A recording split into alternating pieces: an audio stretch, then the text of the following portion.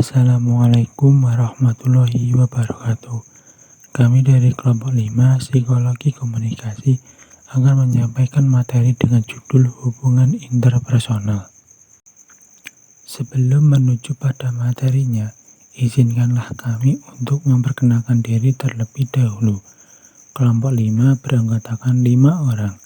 1. Saya sendiri Naufal Hilmi Faras. 2. Wulan Afifah Fahmadana. 3. Isma Masita. 4. Muhammad Agung Izzul Muslimin. Dan 5. Nadifatur Rahma. Baik, saya akan mengawali materi kali ini dengan pembahasan mengenai pengertian hubungan interpersonal. Jadi, hubungan interpersonal merupakan hubungan yang terdiri dari atas dua orang atau lebih yang memiliki ketergantungan satu sama lain dan menggunakan pola interaksi yang konsisten. Beresit dan Amazalorso mendefinisikan bahwa hubungan interpersonal sebagai dua orang yang perilakunya saling bergantung, dalam arti bahwa perubahan perilaku seseorang kemungkinan besar akan menghasilkan perubahan perilaku lainnya. Baik, materi selanjutnya adalah teori-teori hubungan interpersonal yang akan disampaikan oleh Saudara Muhammad Agung Izzul Muslimin. Teori dalam hubungan internasional. Rahmat memaparkan beberapa teori hubungan internasional antara lain. 1. Model pertukaran sosial atau social exchange model.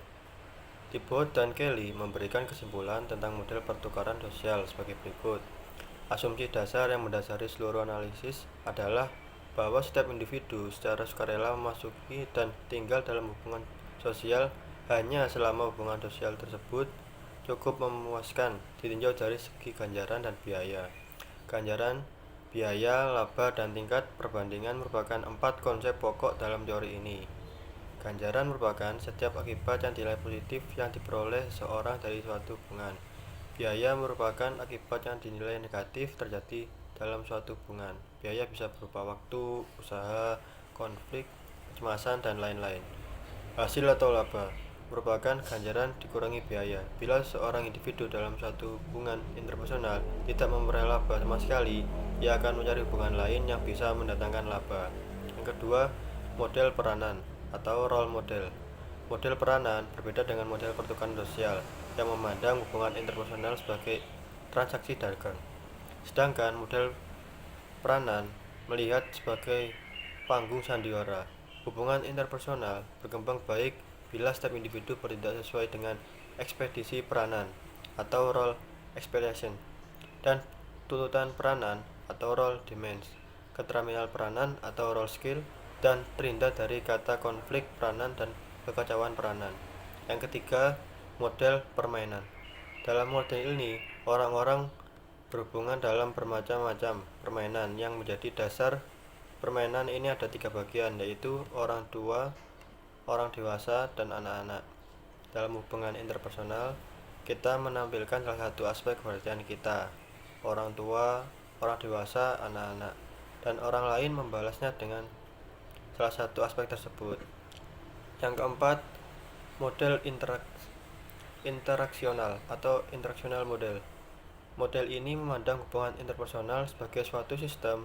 Setiap sistem memiliki sifat-sifat struktural, integratif, dan medan.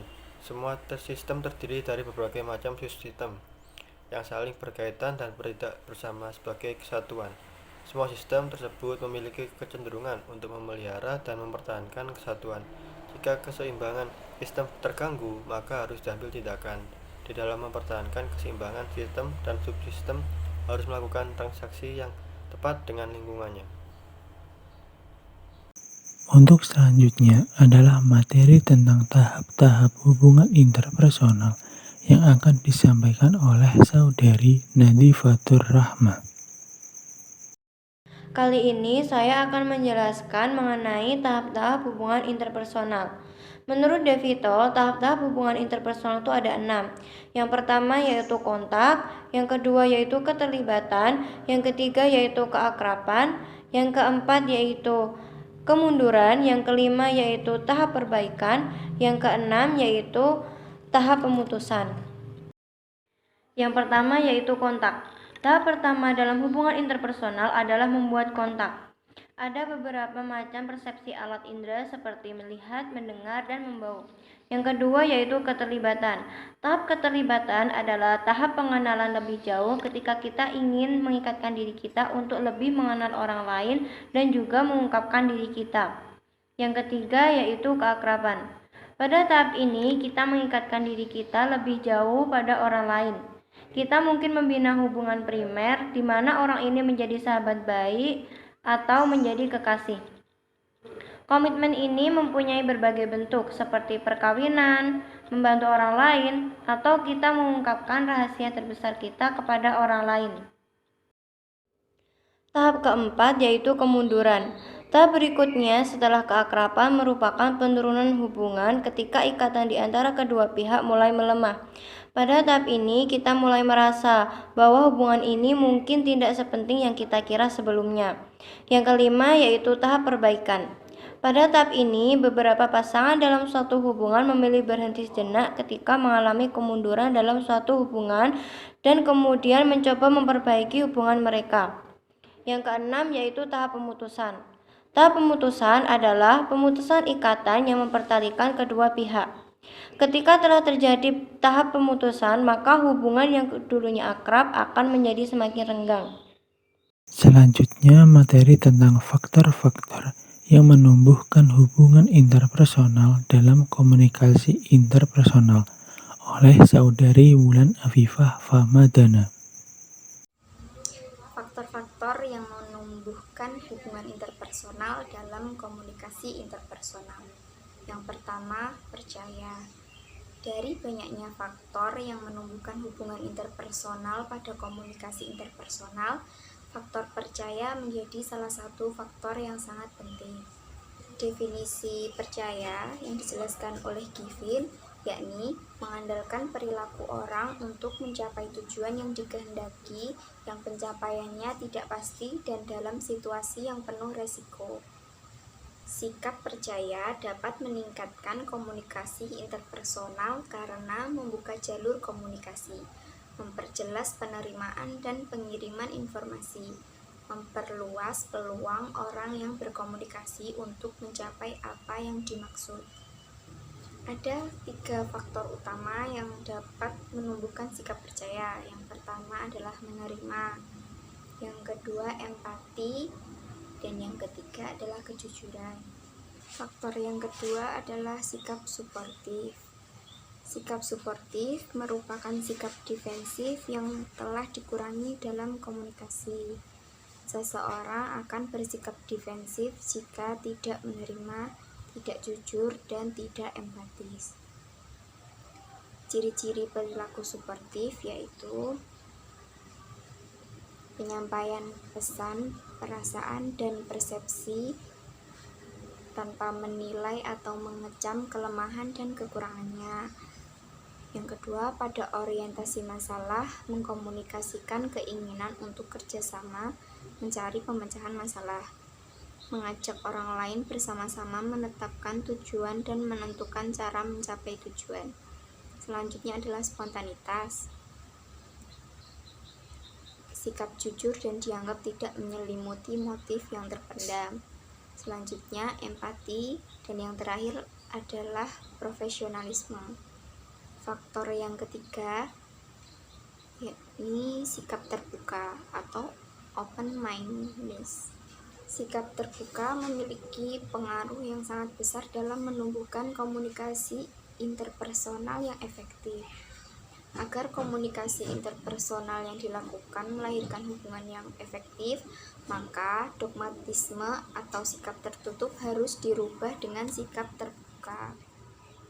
Dan yang terakhir, materi tentang hubungan antara atraksi interpersonal dengan proses komunikasi yang akan disampaikan oleh Saudari Isma Masita.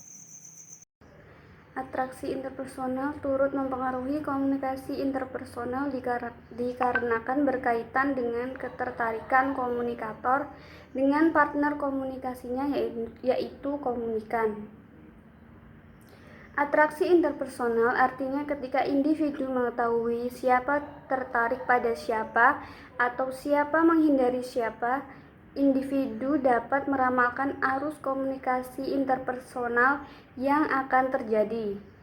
Semakin tertarik individu dengan seseorang, maka semakin besar kecenderungan individu berkomunikasi dengan orang lain. Sebagaimana pendapat Sugio yang mengemukakan bahwa makin tertarik kita pada orang lain, akan semakin besar kecenderungan kita berkomunikasi dengan orang lain tersebut. Kesukaan pada orang lain, sikap positif dan daya tarik seseorang inilah yang disebut dengan istilah atraksi antar pribadi. Murtadi menjelaskan beberapa teori atraksi interpersonal sebagai berikut. 1. Reinforcement theory menjelaskan bahwa seseorang menyukai orang lain adalah sebagai hasil belajar. Kedua, equity theory menyatakan bahwa dalam suatu hubungan manusia selalu cenderung menjaga keseimbangan antara harga yang dikeluarkan dengan ganjaran yang diperoleh. Ketiga, exchange theory menjelaskan bahwa interaksi sosial diibaratkan sebagai transaksi dagang. Jika orang kenal pada seseorang yang mendatangkan keuntungan ekonomis dan psikologis akan lebih disukai. 4. Jain-Loss Theory menyatakan bahwa orang cenderung lebih menyukai orang-orang yang menguntungkan daripada orang-orang merugikan kita. Berdasarkan beberapa pendapat dari para ahli di atas, dapat disimpulkan bahwa atraksi interpersonal adalah rasa suka dan ketertarikan terhadap orang lain secara positif yang menyebabkan adanya kecenderungan untuk melakukan komunikasi dengan orang tersebut. Sebuah komunikasi dapat disebut efektif apabila penerima mampu memahami pesan yang diterimanya. Sebagaimana yang dimaksud oleh pengirim De Vito dalam Suranto mengemukakan ciri-ciri komunikasi interpersonal yang efektif ditandai dengan 5 sikap positif, yaitu 1. Keterbukaan, 2. Empati, 3. Dukungan, 4. Sikap positif, 5. Kesetaraan atau kesamaan. Penjelasan dari setiap indikator diuraikan sebagai berikut. 1. Keterbukaan atau openness, yaitu sikap mau menerima masukan dari orang lain serta berkenan menyampaikan informasi penting kepada orang lain. 2. Empati, yaitu merasakan apa yang dirasakan oleh orang lain. 3. Dukungan atau supportive, yaitu situasi yang terbuka untuk mendukung komunikasi berlangsung efektif.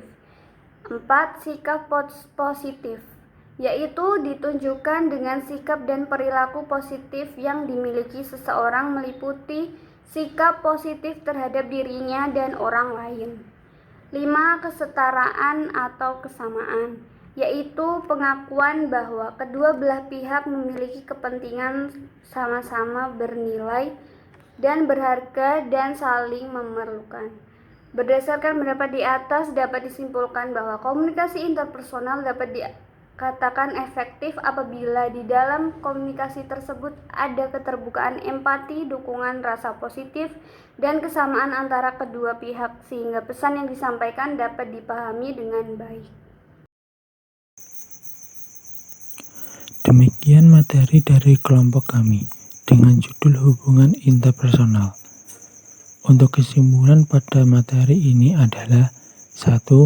Hubungan interpersonal merupakan hubungan yang terdiri dari atas 2 orang atau lebih yang memiliki ketergantungan satu sama lain dan menggunakan pola interaksi yang konsisten. 2. Teori-teori hubungan interpersonal menurut Rahmat, yakni 1. Model pertukaran sosial, 2. model peranan, 3. model permainan, dan yang keempat model interaksional. Selanjutnya yang nomor 3, yaitu menurut De Vito, tahap-tahap hubungan interpersonal ada 6 tahapan, yaitu antara lain 1. kontak, 2. keterlibatan, 3. keakraban, 4. kemunduran, 5. tahap perbaikan, dan yang ke-6 tahap pemutusan. Yang nomor 4 yaitu faktor-faktor yang menumbuhkan hubungan interpersonal dalam komunikasi interpersonal. Ada 3. 1. percaya, 2. sikap suportif, 3. sikap terbuka, dan yang terakhir hubungan antara atraksi interpersonal dengan proses komunikasi. Atraksi interpersonal turut mempengaruhi komunikasi interpersonal dikarenakan berkaitan dengan teori atraksi interpersonal, yaitu sebagai berikut. 1. Reinforcement theory, 2. equity theory, 3. exchange theory, dan keempat gain-loss theory. Sekian penyampaian materi dari kelompok kami, kurang lebihnya kami mohon maaf. Wassalamualaikum warahmatullahi wabarakatuh.